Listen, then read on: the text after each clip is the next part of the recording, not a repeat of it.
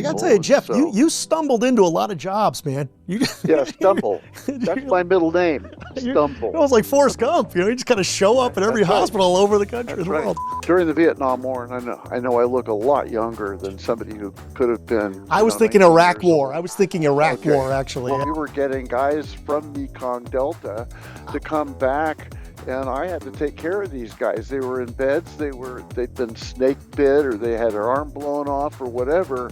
Did it harden you, or did it just spring you onto this career path? What was it like? All of a sudden, I'm caring for people. Really, the definition of that feeling was peace. So what does the success mean? Success to me is when I leave, it's still working 10 years later. Okay, that's fair. So, That you counts. know, That counts too. You are sitting in the driver's seat.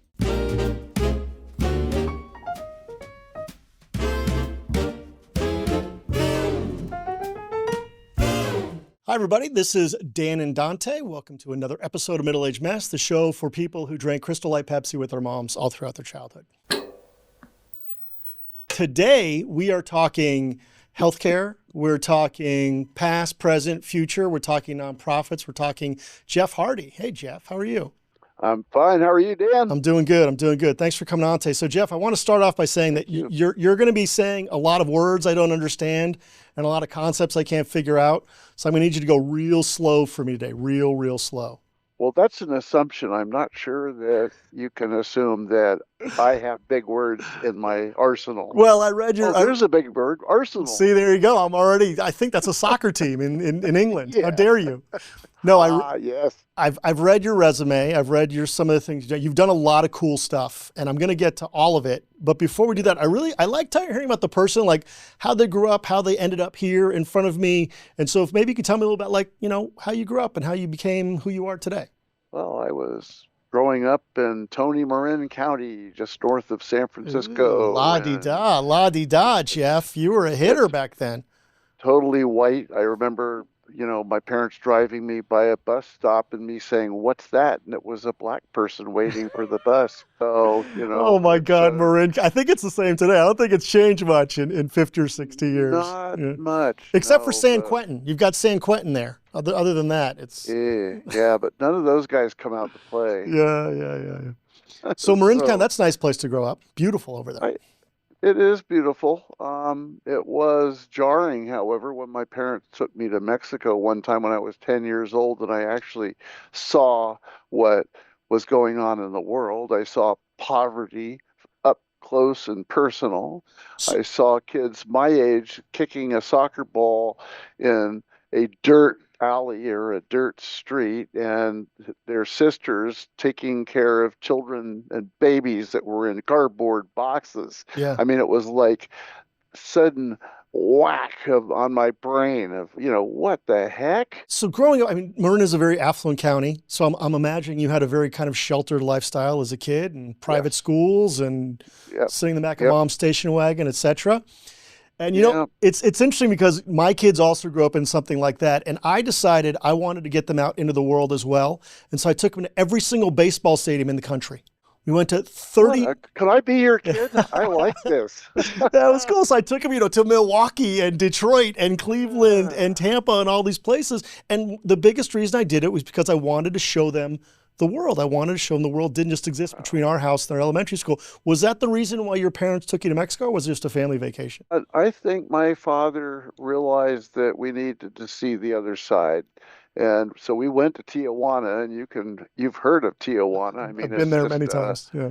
It's just, but when I was 10 years old, Tijuana was cardboard shacks, and some of the places that I've seen all over the world since I have grown up and built healthcare facilities in different countries of the world, where they have cardboard shacks and dirt floors and no electricity. When people bash America, and I've been all over the world too. I think I've been to like 25 or 30 countries and some pretty scary places. Sounds like you have. And when people bash America, I'm always stunned. I'm like, have any of you seen the Far East or the South or some of these places, Central South America? Like, do you realize what the rest of the world is like? It's horrible. Totally agree. It's people that I meet who have never seen America, and I say I come from California. Oh yeah. Now they go, wow, that's where they have beaches and they have girls in bathing suits on beaches. I mean, it's like, So yeah. I can even do you one better, by the way. I grew up Oh, in California. I've been in California for 20 years. I lived in Beverly Hills 90210. oh my gosh. So Okay. when I would run around the country or the world and I'd show my driver's license in Beverly Hills 90210, they were like, they didn't even realize it was a real place. They're like, we just thought it was on TV. So they freak Wow. out every Yeah. single time. Okay, so you're in Marin, and then I assume you went to college and you did some other stuff growing up. Where'd you go? Let's see. Went to Redwood High School in Marin County. Went to Sacramento State University. Went to three other colleges and universities, including I had uh, UC Berkeley mentors Go when I was Bears. working. Go Yeah, Bears. I mean, I had mentors from there when I was working with uh, the people at Kaiser Foundation International, who was responsible for my advanced education, sending my wife and I around the world building hospitals. So it was like they wanted to make sure that I was indentured to uh, the way of the world and how to work in the world, probably the same way that the Peace Corps does it, but they wanted to make sure that I knew how to design systems. So I ended Yeah. up meeting some of the greatest systems people in the world who were teachers, and some of the business development people who were teachers, and the proctors at UC Berkeley.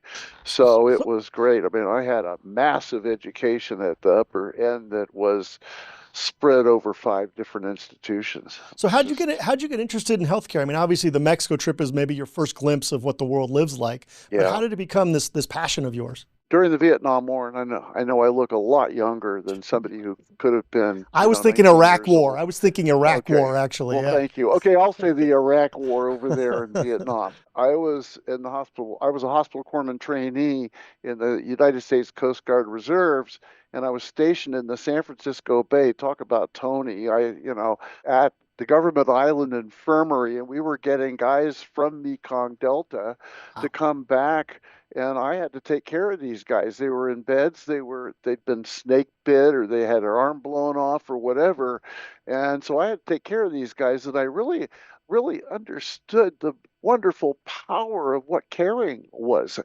It was visceral. All of a sudden, it wasn't just a tough kid, from having grown up from with a father who'd been in World War II, and raising kids to be tough so that they could fight in a war. All of a sudden I'm caring for people, and it just jarred me. I loved the feeling I got while I was caring for these guys, and I realized that it was really the definition of that feeling was peace. It wasn't the peace that you hear about or think about as the place between one war and the next war, or the place that happens after the cannonade stops, or even the place where you're sitting up on top of a hill and you're feeling spirit, when all the people down the valley are suffering. No, it's a feeling that you get through caring. Through care attains peace. Through care, you can attain peace.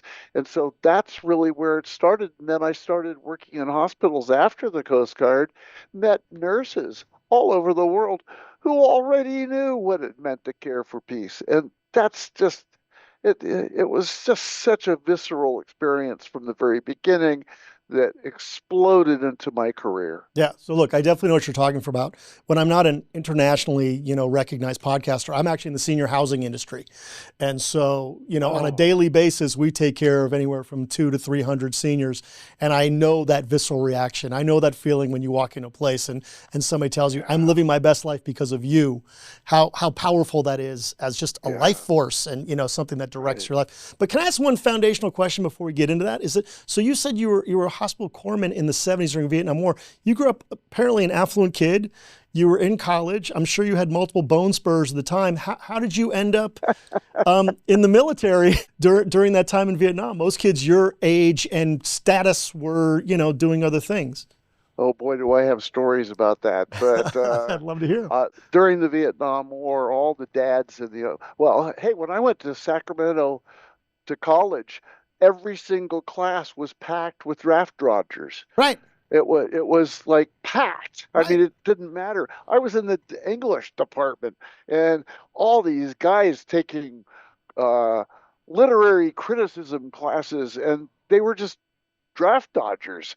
Well, by that point, I had been in the Coast Guard as a reservist Well, how? because Why? Why? How? How did well, you start there? my father figured out when I was 13 years old that he better sign me up to be in the reserve in the Coast Guard so that I could avoid this war. My dad did not want me to go into a war the way he did. Okay. And so that's it. I got called up in my freshman year in college. Oh, And so, man, I just stopped college and I went. And that kind of screwed everything up for my educational trajectory. But then my real career trajectory ended up being much more monumental than any educational trajectory could have sent me. right. So wait. So So, as a reservist, you never got sent out to like active combat in Vietnam. You stayed nope, in the Bay. in the San Francisco Bay, Got yeah, it. helping. So tell me about. So what was this like? I mean, you're an 18, 19-year-old kid, right? I mean, you're seeing other 18, 19-year-old kids, like you said earlier, with their arms blown off and holes in them and horrible Right. disfiguring accents. Snake bites. What did that do to you? I mean, did it harden you, or did it just spring you onto this career path? What was it like? It showed me the soft side of me. And that's where care just exploded. I mean, the feeling of caring for someone just completely tore into that. I'm a strong kid. I'm going to go fight in the schoolyard. All that crap that I was dealt with. And all my buddies in school were fighters, and, it was a whole attitude that went through my whole uh, young life when I was in preschool and regular school. Kids were fighting all the time. And all of a sudden, I'm with these same guys, but they're in beds and Yeah. I'm taking care of them. And it's a soft side in my heart that was just, it was yearning to be free. Right. And And I bet uh, those days it was a tough thing as a man to show that, I would imagine, right? yes, and the other guys who were corpsmen and the other guys on the base, they were still fighters. But here I was as a actual hospital corpsman. I wasn't somebody who was building something or a yeoman or, one of the other military guys who were on the same base doing things other than hospital corpsman duties. And remember, hospital corpsman is really a nurse, which at the time I didn't want to be called a nurse. When I left the guard, I said, I don't want to become a nurse. I hate, because then they'll think we're girls, Well, or I we're was going to gay, ask, were there a lot of you guys who were know. doing that with you, or were you with all women? No, it was all guys. Okay. All hospital corpsmen were corps men. They were regular guys who wanted to do something. I think a lot of us were dodging the war in one way or another. Right. Okay, so we just didn't want to pick up a gun, so that's what we did. We took care of people who had already taken care of taking the guns, and I figured that I was doing my duty as much as I can. So when you finished with that service, did you stay in the military for a longer time, or did you move on to something different? No, I didn't. I moved right out, got offered a job as the lowest paid emergency department clerk at a Kaiser hospital in Sacramento while I was going back to college. And so that's where I ended up getting inundated in the administrative process of hospital and clinic activities. So I was trained by Kaiser to be a low paid clerk in all these different departments. And then my administrator, over a few years, ended up becoming a high level Kaiser guy at Kaiser Foundation International in Oakland, and he gave me a call. He says, "Hey, how would you like to work down in Curacao and then the Bahamas?" So Oh, I wow. took my girlfriend at the time. I was 19 at that time to Curacao and to the Bahamas. I ended up getting married with her and to her. She's still Yeah, my it sounds wife like a now. vacation, Jeff. I mean, it sounds like a And hell of a vacation, man. I'll tell you. unbelievable. And I knew how to scuba dive and teach people how to scuba dive by that point because that was my avocation. And so I ended up scuba diving and throughout the Caribbean and teaching my gurus, my bosses, my mentors from they'd fly down from Oakland to have me teach them how to scuba dive. So I thought I was interviewing like some inspiring healthcare guy who's building hotels and saving the world. You're just partying. You're partying and drinking underwater for the whole time. How dare you? Absolutely. That's exactly what happened. But at the same time, I learned how to design and build hospitals such that I was able to work with architects who'd never worked on a hospital before, design a hospital that was for patients and for nurses, because I was nursing focused from the very beginning of my career. And so I came up with articles. I was ended up being a keynote speaker in Taipei on sister hospitals and just all the stuff of nursing focused. Yeah, but let me ask And you. So obviously you're very young at this time, 19, 20, 21 years old, right? And you're in a my yeah, guess is it's a relatively low paid administrative job like you just said. Okay. Right? Exactly. very low. So how Yes. did you get this experience with building hospitals and learning how to design things? All you were doing, you're moving papers from one right side to the other and, going and checking out your Yeah. regulator. That was it. Well, there's something very basic that I learned a long time ago from my own spirit, not from anybody else. It's that when someone asks you to do something, assume that the next word is now. And when they ask you to do something, say, how can I help? And how high? And so everywhere I went, I did that. When I was in the guard, I did that. And the military guys, it was like, wow, somebody's saying, how can I help? How high? Not just, sir, yes, sir. And when I got out into the coast, out of there, and I was working as a low paid clerk in Kaiser, this hospital administrator said, "Ooh, who's this kid who's saying, how can I help and how high?" So, I mean, that's how it just evolved from my spirit. It had nothing to do with health care. It was just who I am. No, and it sounds amazing that anybody would give you that type of opportunity, right? So tell me about the first time. Tell me about the first time you talked to somebody and they said, hey, kid, you know what? We're designing a hospital. Why don't you come in here and help? Because that's a big Uh, transition right there, right? Very, very big, but it was because another hospital administrator for whom I had been hired, because after Kaiser, I ended up starting my own company. And the first thing I did with my own company was go to hospitals and help them with their filing systems. Start Okay. at the bottom. Okay. All right, you got to start And somewhere. so, and they loved it because the administrators would say, "Oh my God, we got boxes all over the place, and we've got medical records. How do I file my medical records? How do I do all this stuff?" Because hospital administrators, they don't know anything about paper. They don't care. Get rid of it, man. Do something. And so, there's this administrator actually right here in Novato who I took him out to lunch. He loved it. He says, "Wow, I'm not being taken out to lunch by a vendor. I'm Right. taking out to lunch by the guy who's helping me with my paper. This is great because I'm a consultant at that time. I'm just a high paid guru or garbage man more than anything else." And he became a friend. And I says, this is really crazy. Let's design a place to be able to put the medical records that we are not using and a storage center and you name it. Well, that guy ended up working for one of the biggest corporations that owned hospitals. He called me out of the blue and said, "Hey, we're building a hospital in Morgan Hill, California. Would you like to come and help us design it?" And I said, "Sure."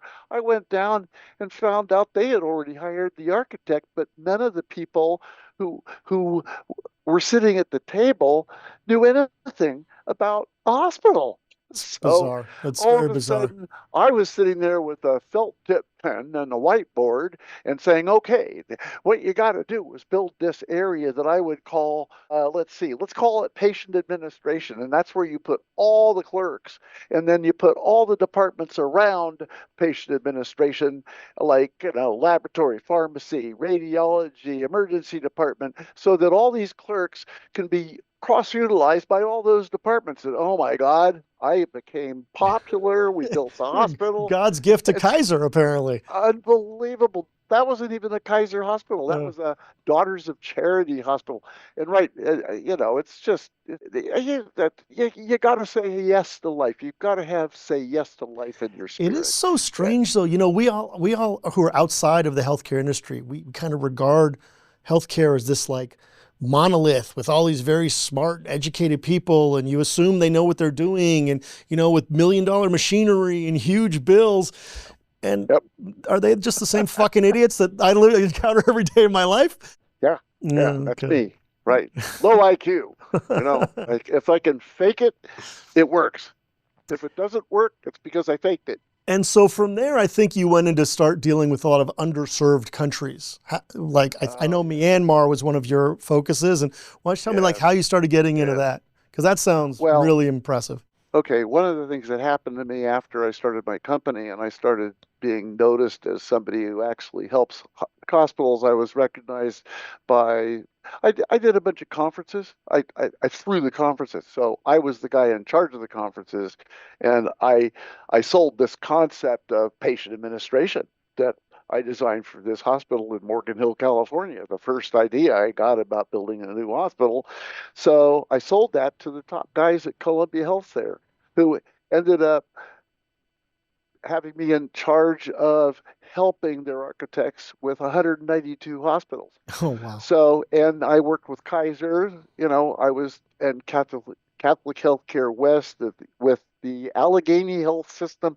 I mean, all these huge corporations that I was called to help them. And Disney Healthcare, Disney Health Celebration. I sold my company to a Fortune 500 company, and then I was clear of all of the employees and stuff. And so I decided, gee, I know all this stuff. Why don't I help the poorest people in the world? So I ended up going to Nigeria. I had Kenya. I went to Vietnam, and then I So wait, finally, hold on, when you're going to the Nigerias and Kenyas of the world, like who's sponsoring you? Who's building the hospitals down there? And how do you get involved with the people who are actually, financing these things? it's mostly government or non-profit organizations that would call me, because by that point it was just me. I hadn't started my nonprofit corporation yet. For Vietnam, it was just by internet, by email, that people found me. And Kenya, they found me on the internet, because they must have searched some search term. I didn't even hire a internet designer. I just did my own thing with cut and paste, and so I was discovered by these I got to tell you, people, and Jeff, you so you stumbled into a lot of jobs, man. You, yeah, Stumble. That's you're, my middle name, you're, it Stumble. was like Forrest Gump. You just kind of show Yeah, up at every that's right. hospital all over the country That's and the right. world. Yes, and I'm still stumbling, I promise you. It's But stumbling is absolutely, the core of my whole existence. so tell me It's the just, difference between designing and building a hotel in Myanmar versus Morgan Hill, California. well, designing a hospital in Myanmar is what they called me to do, and I went there and I said, "You don't need a hospital.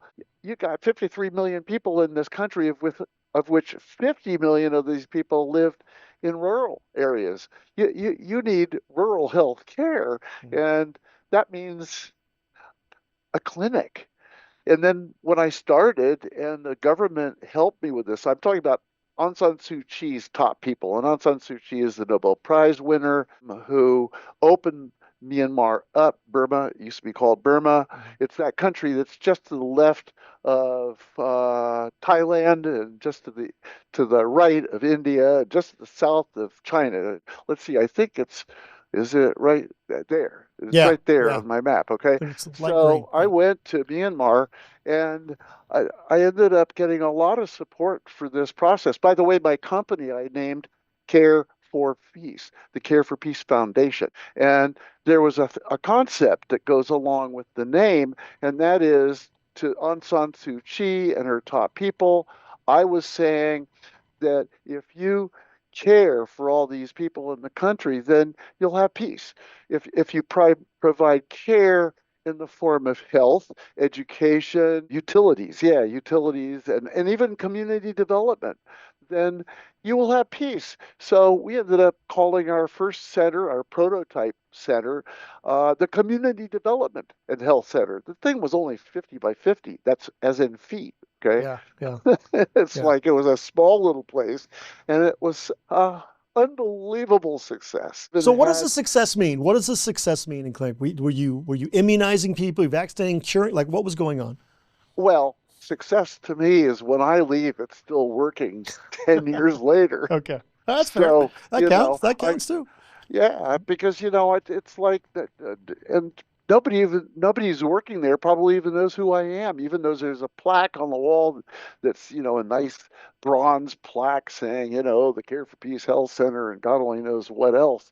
But we have we have a partner there, which is a medical group partner who actually started with us at the very beginning of our relationship there, and we have an association from the Rakhine State, which is the state in which we built this clinic in the far reaches deep rural area of the state. And we had the union government, the big government supporting us, and we had the state government supporting us, and we had the local government supporting us.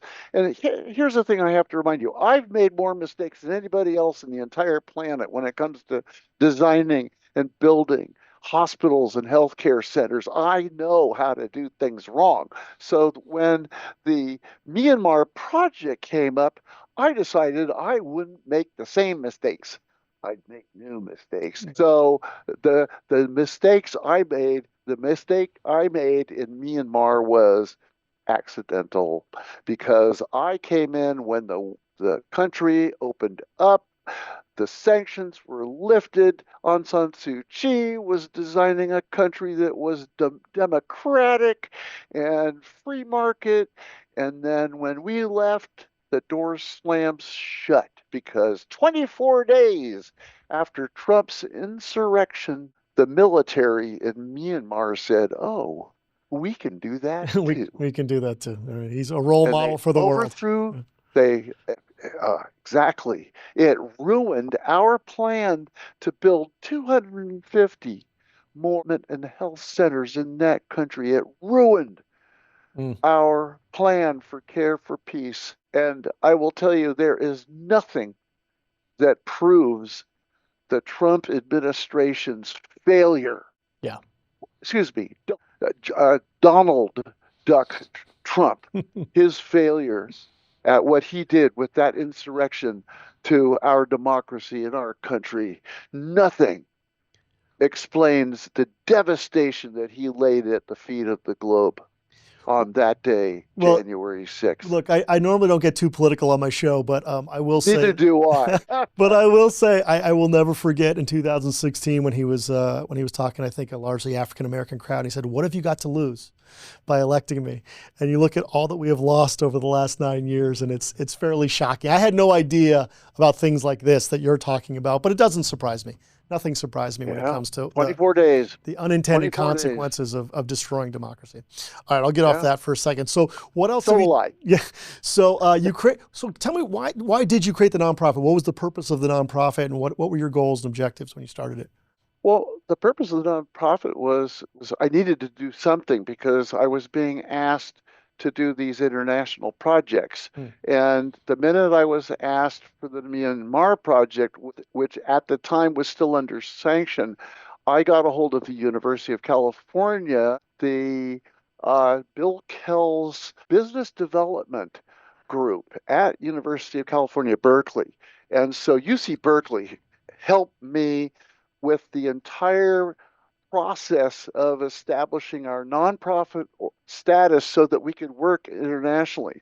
So you're looking at the School of Law at UC Berkeley helping me out, and Hmm. it's unbelievable Yeah. what they did. He had his interns help. So we realized afterwards we had about $500,000 worth of, if we had paid for it, that's what we would have had to pay. That's like But one. That's UC like Berkeley, 1 week of lawyer time, actually. I think.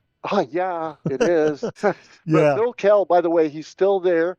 He is an associate, excuse me, he is a professor. He's the one who started this program for development, and the students that helped us were first rate. One of the guys, Zahid, um, actually helped after he left, started a whole space law program that's being used today. I Wow. mean, but they cut their teeth for us on doing a IRS approved nonprofit organization that that could go to this country that had been under sanction for, I Forever. don't know. Forever. Yeah. Right. And so we showed up in Myanmar only 4 months after the first U.S. ambassador showed up. So we were there during that wonderful moment of freedom.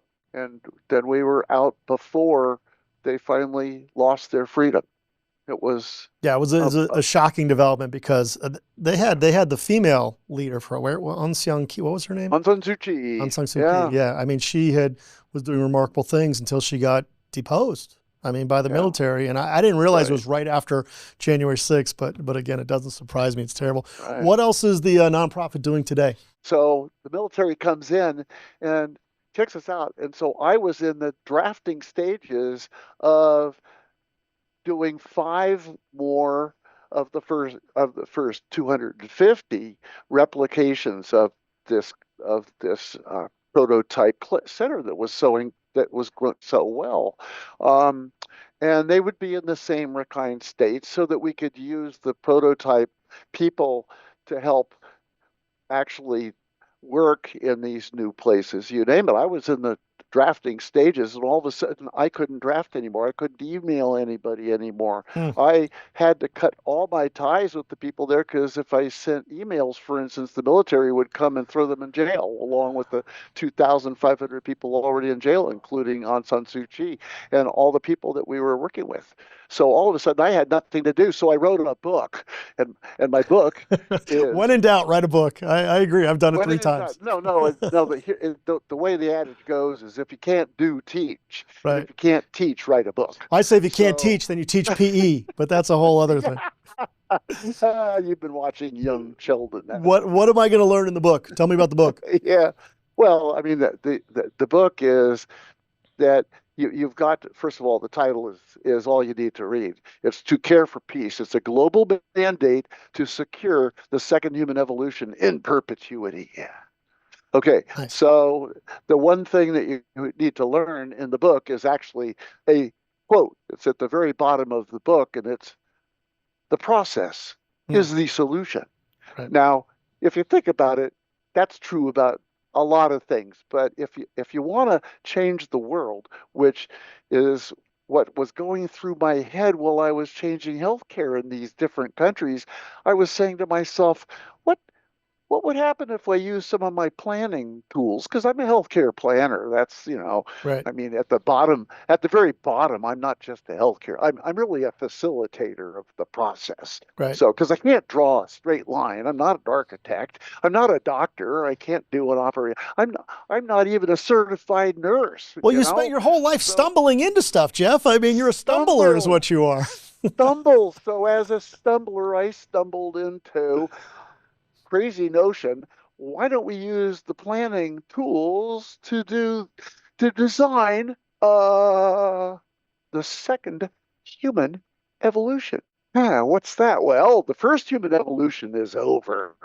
The first human evolution died sometime in the mid 60s, okay? Because mid 60s is when you had mutually assured destruction, Mm. and you had the existentialism coming from France, and You then had the you Cuban had Missile the Crisis. peace, Yeah, the Cuban Missile the Cuban Crisis. Missile Yes. Crisis, the threat of annihilation for the Right. globe, and you had the peace movement. We had Martin Luther King. We had all sorts of things happening in the middle of the 60s. And I was saying that's the end of the first human evolution. But because of the peace movement, it's the beginning of what I'm calling the suspended human evolution, because we got lots of stuff that are residue from the first human evolution, but we don't know what is going to be next, and we don't have the tools to design what's next. We can't just be thinking that dealing with global warming and putting levees around Florida, if I can use Yes. a very appropriate Yeah. analogy here, Yes. is going to work. That's not going to work. We've got to take a global perspective of the second human evolution. We've got to design. We've got to look at a global nation that we have to build from scratch. It's not the United Nations. That's a bunch of nations.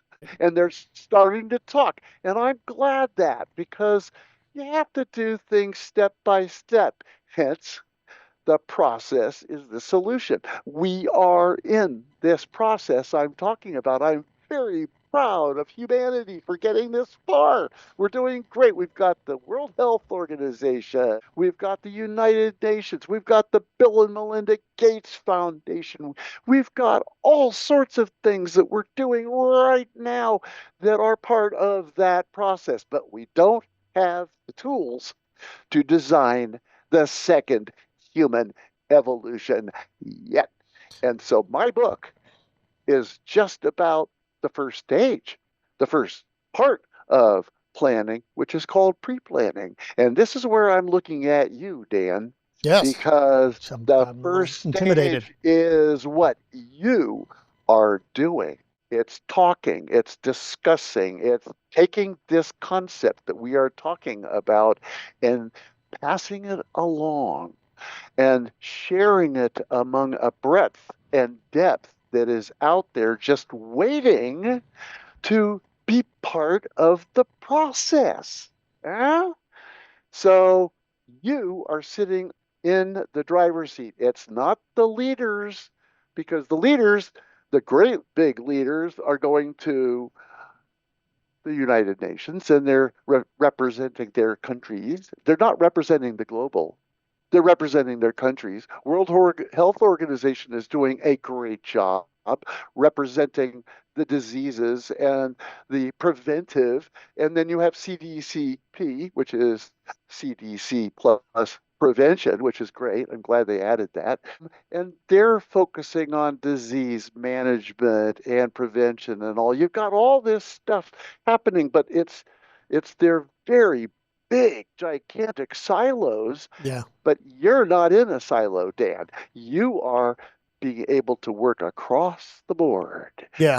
Let me tell you something. I talk to some wacky people all the time, all over the board. So I'm with you 100%. And you're right. And we do have a very structured, regimented world. And I think what's happened, look, over my lifetime for sure, since I was in college in the 80s, we've all started to understand that it is one world, you know? And it's a very flat world that we have. And that's why, if I'm going to like stray into Trump territory again right now, like this concept of America first and we're the only one that counts and we don't care about any of our allies, the rest of the world, is such a disgusting and really terrifying concept, because if we don't consider what's happening in the rest of the world, if we don't spread ourselves throughout the entire process, like you say, I mean, we are going to be assured of some types of destruction over time. I mean, and that's what it's all about. And look, that's why I really admire what you've done in going all over the world and doing the different things for what you've done for different countries. I mean, we're kind of out of time. I actually do want to talk to you about the second evolution of man. I want to talk about what's going on in your book.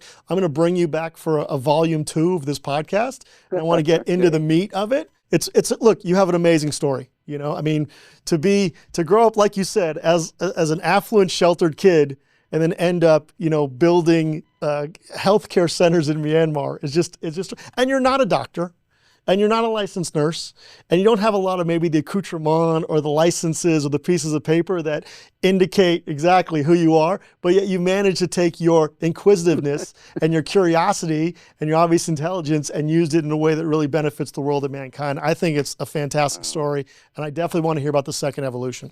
Thank you, Dan. All right, we'll see. We'll do it. Fantastic. So, Jeff Hardy, give me a website that you're at. Careforpeace.org. Okay, careforpeace.org. Check out Jeff Hardy. Check out his book, To Care for Peace. Check out Middle Age Mess. Like, subscribe, do all those good things, and we'll see you next time. Thanks for coming.